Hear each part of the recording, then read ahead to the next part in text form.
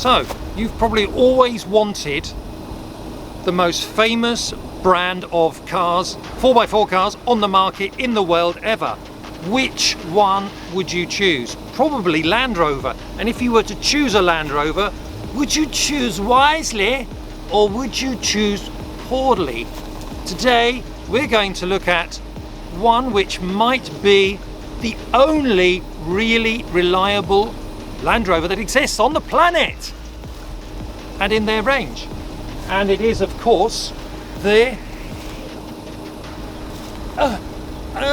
so heavy for an old person,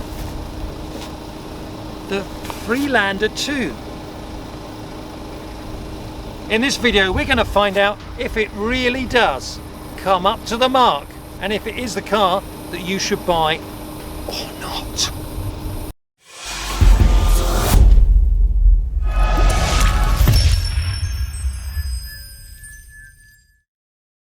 So here we are inside the Freelander 2, and you're even going to make up your mind now whether this should be the Land Rover you buy. The big thing about this Freelander is that this one has double sunroof and dual climate and so sexy and lovely perforated leather seats. But we're not interested in that, are we? On this channel we're only interested in features that do something for a 4x4 car. So as usual we're going to look at the 10 features, starting with the 4x4 system. Well, this is permanent 4x4, all right, so you can't actually do anything to it in normal driving.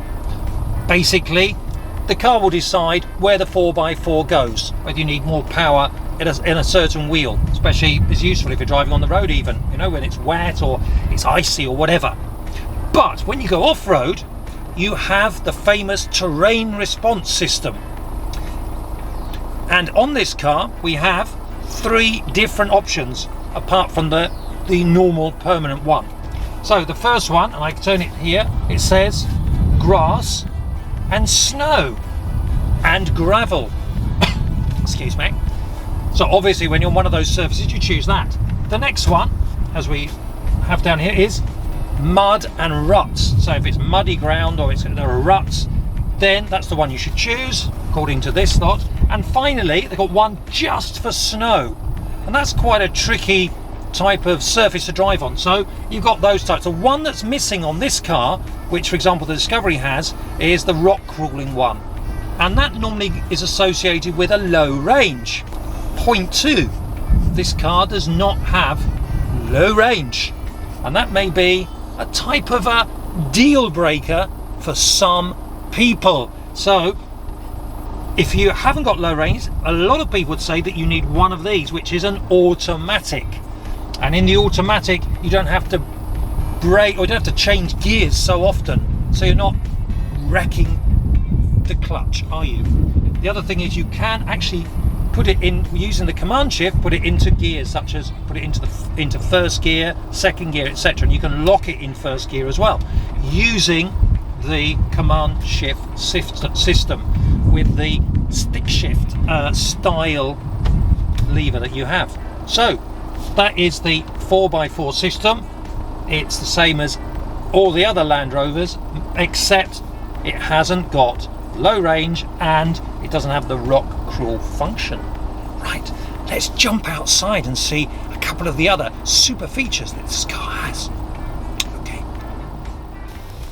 so this is the, as we say, the Freelander 2. Now we're outside. Remember, this was made from 2007. As you know, there was a kind of an upgrade in 2009, bit of a facelift, and 2010, 910, they got the Haldex 4th generation, and then there was another facelift, I think it was 2012, and then the final version was 2013, 2014 when they stopped making it. So let's have a look at this version, which is the model year 2010. So let's have a look at, first of all, as we do usually, we'll look at the angles very quickly on this, which aren't bad at all. In fact, anything over 30 degrees is normally very good. So the approach angle is 31, the departure is 34, the ramp over, which is the one in the middle, is 23, which isn't bad. Anything approaching 25 is okay for an SUV, because that's what this is really, isn't it? And the ground clearance, actually, if we go down, it's supposed to be a pretty decent 21 centimeters, which in general is almost like a standard height. So for example, the Kia Sorento is 21, the Dacia Duster is 21 as well. So it seems quite good, but as you'll see in the video of us going up and down a ramp, it actually, the ground clearance underneath wasn't as good as I thought it would be. So the wading depth on this is pretty good actually. This car's been made for off-road. It's actually been made, so you know, it's not like some cars you say, oh, it can go off-road because it's 4x4. This was actually thought up as a car to do it because it's a Land Rover, so at least they got that right. This has got a wading depth of 500 millimeters or 50 centimeters, which isn't that bad. Let's go on now to have a look at these wheels, because I know lots of people love wheels, as we always say. So these wheels here are 17 inch. You can get 16s, which seem to be ideal, as we always say if you watch the other videos, because you can get a higher profile tyre on this, much bigger. This isn't bad. This is a 17, which I think is a good compromise, and this actually has 235, which is the width of it, which isn't bad at all. It's difficult to get a 245 on here. You sometimes need spacers. After that, you've also got here the profile, which is 65, which is again, it's kind of a minimum. 65, better have 70. Once again, a little bit of extra space to put a bigger tyre in here. You can actually find forums and Facebook groups, and they will tell you all about how to do that on a 17. So you can get a 16, 17, you get 18s, I think you get 19s. The best thing to do though, I would say a 17 is the best option. A 16 will give you more choices for off-road tyres, ATs and mud terrains. So that is the tyres. Now we're going to move on to another important area. So here we are in front of the car now. The next characteristic or feature of the car we always look at is how off-road ready is it out of the box. So compare, the Freelander 1 looked very off-road ready because it had that lovely spare tyre on the boot. This one doesn't. You can see it open at the back. So let's have a look from the front to the back. Well, the first thing you want to look at is if it has recovery points, and you have to go underneath to find one, and there is one down there, but it's quite well hidden. The other thing is, as we go around, the general shape of it looks like an off-road vehicle. It hasn't become this great big jelly mold thing which the Discovery Sport became, and I think it lost all of the off-road look, the Land Rover off-road look. What do you think? Tell me in the comments below. If we have a quick look inside again, you'll notice that, well, we have a couple of grab handles here, which is always a silly little feature, isn't it? You've got nothing to grab on apart from that. The seats are quite, yeah, these, at least in the HSE, they're quite, you know, they go around you and they actually, you know, keep you in the seat well. The people at the back, I think they've almost got grandstand seats at the back, as they call them. They're not as high as, for example, in a Discovery, but it gives people a good view when you're driving around, and also the vision when you're driving around is excellent. There are loads of windows, and more windows on here than I've seen in some churches. So if you look at the back, again, you've got a recovery point under here. Here it is, that big and chunky. You could always paint that a nice gay colour so it's easier to see, and it looks lovely when you park it in a car park. Underneath, you'll notice that we have the full size tyre. This is actually a different model. but it's a full-size one and it fits in there quite well. Oh look, it's got some snow chains. That's really useful if you live in the south of England. And that takes care of your off-road features. It's not bad. What we're missing on here are roof rails, for example, which you can actually get from the factory. So the last feature we're going to go on to now is project parts. So we were saying that this is pretty good out of the box if you're not going to do anything extreme, but if you want to go, even today we were going up and down quite a large ramp, and we're going down some lanes with some ruts, and we noticed that the ground clearance has been a little bit of a disadvantage, and it's something you really need to look at. So luckily right now, as this car is getting a little bit older, off-road manufacturers are starting to come out with parts. I would recommend Muddy Mods, which is a company in the UK, and they have a very large selection of parts for the Freelander 1 and for this Freelander 2 for all the years. So they will also, they've got special kits with strut spacers you put on top of the suspension coils, which will lift it anything between 3mm and 4. You can also get ones that lift it to 5. So they've got complete kits in that case. You can also buy from other manufacturers the complete coil suspension, which you could put in there to lift it. Whatever you do, you really need to lift it, and combined with that, it would be a great idea to put the protection plates and panels underneath the car.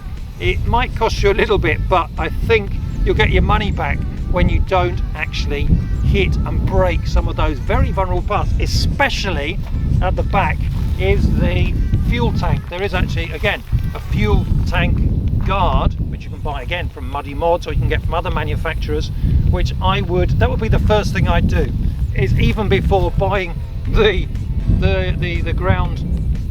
kit the ride height kit, I would actually get that immediately and invest in what goes under the car, because you are going to hit it like I did a lot of times today.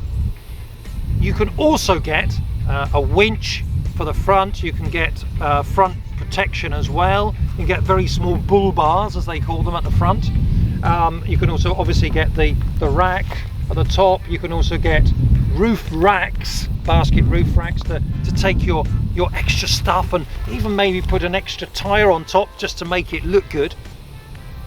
So there are, as I say, check out Muddy Mods for all of the 4x4 extras, or just go onto Google this, and you will see that luckily right now you can get a lot of extra parts for this car, as well as other cosmetic, I was going to say cosmetic crap, actually cosmetic stuff, which can actually protect the lights all around it.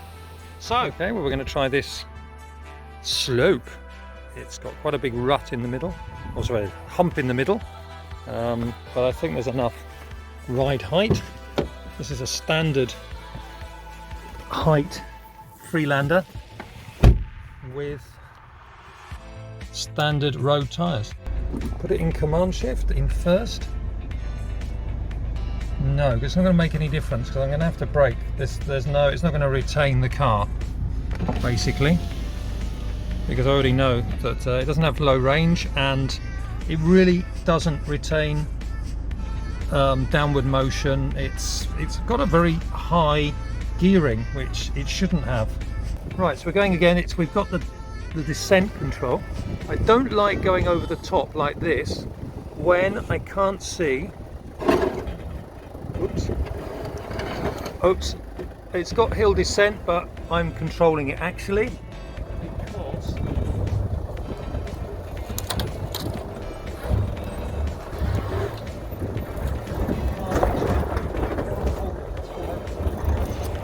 it really is all over the place. Oh dear, it was all over the place, I'm saying. That really wasn't a good idea to have hill descent on that. I don't think it did the car any good, to be honest with you. Right, we're going to go up here in mud and ruts. Now we came down the one that was next to it. This one seems to have a slightly, it's not quite as long as the other one. It's probably as steep, and it has a little bit of a hump at the top, which is worrying. There is actually an escape route here, but anyway, we're just going to see if we can get up here without any type of run up. Okay, so here we go. One-handed. Look, Mum, one-handed.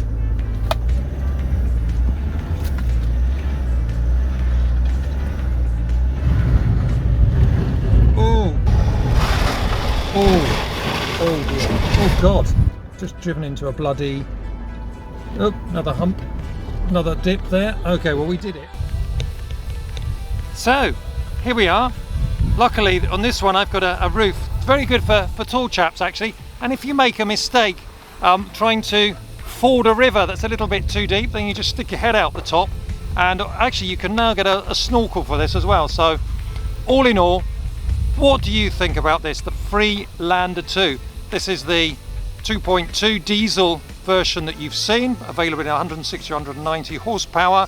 This is the automatic command shift one. Also, you can get it in the manual. So we've seen overall that this car does a jolly good job. The one thing you might want to take into account is, as usual, reliability, and that might be the thing that could be the big failure for this. As I said, the one reason you might want to buy this Land Rover Freelander 2 over all of the other options, the second-hand ones, I'm not talking about the new Defender, which is probably far too expensive, more than the Discoveries, for example, in their 5 editions, is that this one is supposed to be the most reliable Land Rover ever that's ever been produced.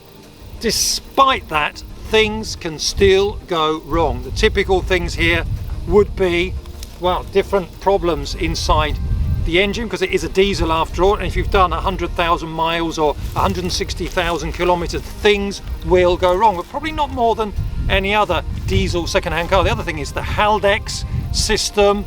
You've got the shaft underneath. The Haldex can fail, and if you don't use the proper oil in it, then it's bound to happen, which has actually happened on this car. So I would take into account the fact that it is probably simpler and more reliable than the Discovery range, but if you do buy one that's second-hand with high mileage, check that all of the typical maintenance has been done, including the oil change in the differentials, the gearbox, etc., and you should get quite a few kilometers out of it. But things will go wrong. It is a Land Rover. So with all that in mind, are you going to buy it, think about it, or just rule it out? Well, if you want to do medium level off-roading, not any type of extreme stuff, because it doesn't have low range, and it really does make a difference. The first gear in here is far too long, far too high in my opinion. That for me is almost a deal breaker, because I do like doing slightly more difficult tracks. If not, and you want to own a Land Rover, then I would definitely recommend this one. In the comments, do you have a Land Rover Freelander, Freelander 1, Freelander 2? What's your experience of it? And would you recommend one? What things go wrong, etc. Okay, so if you've liked the video, then like it obviously, subscribe, hit the notification bell, and I'll see you here for more 4x4 videos. See you soon. Bye bye.